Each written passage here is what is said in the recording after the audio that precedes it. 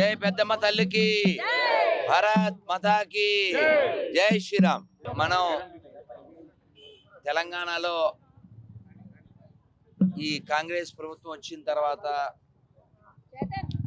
ఓ ముత్యాలమ్మ గుడి మనం చూసాం. ఇప్పుడు పెద్దమ్మ తల్లి వీళ్ళ ఉద్దేశాలు హైడ్రా వాళ్ళు మొన్న రంగనాథ్ గారు చెప్పారు కదా, అక్కడ ఎందరో విద్యార్థులు చదువుకుంటున్నారు కాబట్టి ఓవైసీ చెరువులో కట్టిన దాన్ని మేము తీయలేము. మరి హిందువుల దేవాలయాలు ఎందుకు పడగొడుతున్నారు? దగ్గర ఎంఆర్ఓ ఉండి ఎలా పడగొట్టింది? ఆవిడ ఎవరైనా కావచ్చు. ఆవిడని ప్రేరేపించిన వాళ్ళు ఎవరు? కోర్టు ఇలాంటివేమీ చూడదా? కోర్టుకి బాధ్యత లేదా? సుమోటోగా ఏమి తీసుకోరా? నిన్నో మొన్నో సమ్ ప్లేస్ మరి జార్ఖండ్లోనో ఎక్కడో ఉత్తరాఖండ్లోనో ఇద్దరు నన్స్ అక్కడ ట్రైబల్స్ని మతం మార్చడానికి వస్తే వాళ్ళని అరెస్ట్ చేయడం జరిగింది.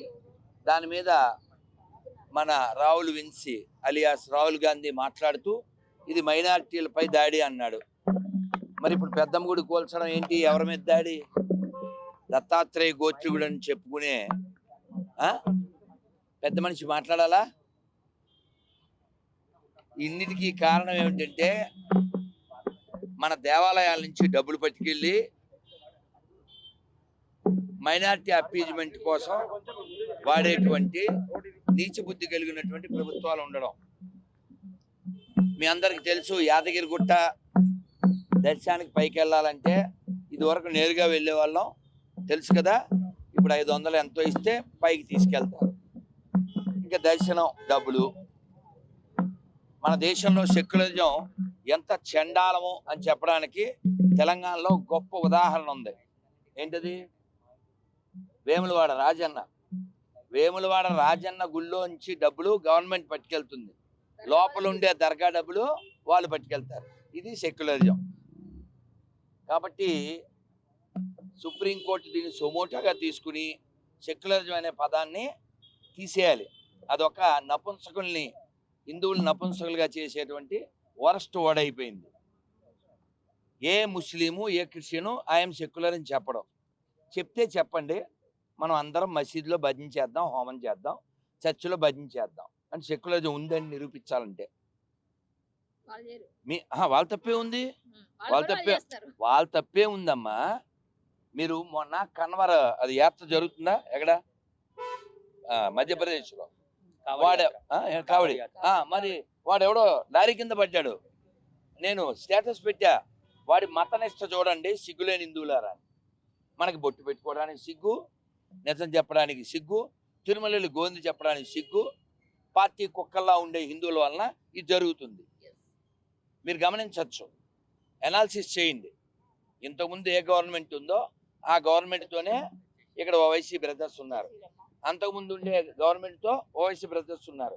ఇప్పుడు ఉండే వాళ్ళతో వాళ్ళు ఉన్నారు. ఎందుకని? వాళ్ళకి పార్టీలు ముఖ్యం కాదు, వాళ్ళకి ప్రాంతం ముఖ్యం కాదు, వాళ్ళకి వాళ్ళ మతం ముఖ్యం. మరి మన దరిద్రులకో పార్టీ కుక్కలు, కులం కుక్కలు. పహల్గావ్లో ఏం జరిగిందో చూసిన తర్వాత కూడా మనం మారకపోతే, లవ్ జిహాద్లో సూట్ కేసుల్లో అమ్మాయిలు వస్తుండగా చూసి కూడా ఫ్రిడ్జ్లో అమ్మాయిలు, హిందువుల అమ్మాయిలు 38 ముక్కలు 48 ముక్కలు అయిపోతుంటే చూసి కూడా మాట్లాడకపోతే పెద్దమ్మ గుడి ఏంటి? నీ ఇంట్లో కూడా వస్తారు, నీ ఇల్లు కూడా గుడుస్తారు. ఎందుకంటే హరిహర వీరమల్లో కొన్ని చూపించారుగా, అవన్నీ రిపీట్ అవ్వకూడదు అనుకుంటే హిందువులారా హిందువులుగా జీవించండి. మరి ఇప్పుడు ఈ గవర్నమెంట్ అడగడానికి ఏమన్నా ఉందమ్మా కళ్యాణి గారు? ఖచ్చితంగా ఏం అడగాలి? అమ్మవారి గుడి మళ్ళీ పునర్నిర్మాణం చెయ్యాలి. అమ్మవారిని ఎక్కడో దాచిపెట్టారు, మాకంతా అమ్మవారిని మళ్ళీ అక్కడ పునఃప్రతిష్ఠ చెయ్యాలి. ఆడవాళ్లుగా ఉన్న ఒక మినిస్టర్ ఉన్నారు, కొండా సురేఖ్ గారు, ఆవిడ గాని రేవంత్ రెడ్డి గారు ఇంత చూస్తూ కూడా మీకు కొంచెమైనా బుద్ధి జ్ఞానం ఉంటే మీరు స్పందించండి. ఒక ముఖ్యమంత్రికి ఓటేసాం కాబట్టి మమ్మల్ని పొగిడేమెంతో తిట్టే హక్కు కూడా మాకే ఉంటుంది. ఖచ్చితంగా మేము అడుగుతాం, మేము అడగాలి. రేవంత్ రెడ్డి గారు మీరు స్పందించండి, కొండా సురేఖ్ గారు స్పందించండి. మా గుడి మాకు కావాలి. వి వాంట్ జస్టిస్ అంతే.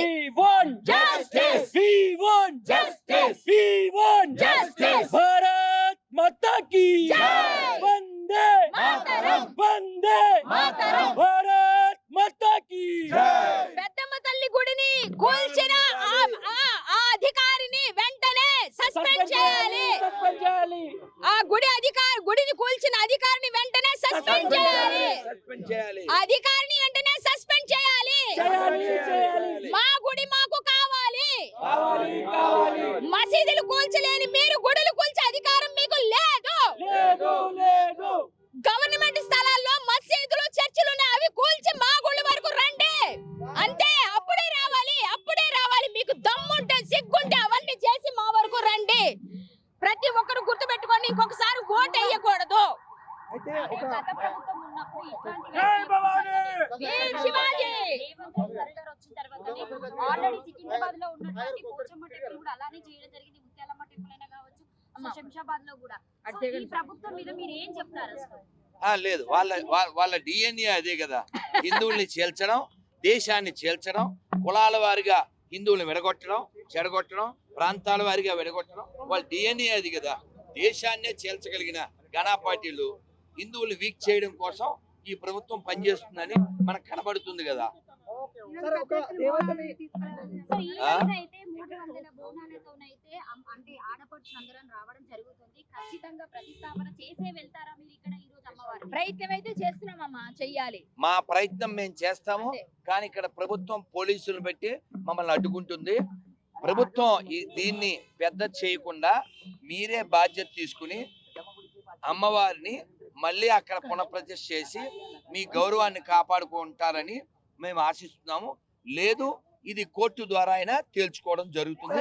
అందులో ఏ విషయం విగ్రహాన్ని వెహికల్లో తీసుకోవడానికి ఎలా ఇస్తా ఉన్నారు? విగ్రహాన్ని అరెస్ట్ చేశారు అమ్మవారిని. భారత్ మాతా కీ, భారత్ మాతా కీ, జై శ్రీరామ్. రేవంత్ రెడ్డి గారు సౌమ్యుడుగా, తెలివైన వాడిగా అని అనుకున్నాం, కానీ ముత్యాలమ్మ విషయంలో ఎవరినైనా పట్టుకున్నారా? ఇప్పుడు మళ్ళీ ఇది, అంతకుముందు పోచమ్మ. మీరు దేవాదాయ శాఖని వదిలేసి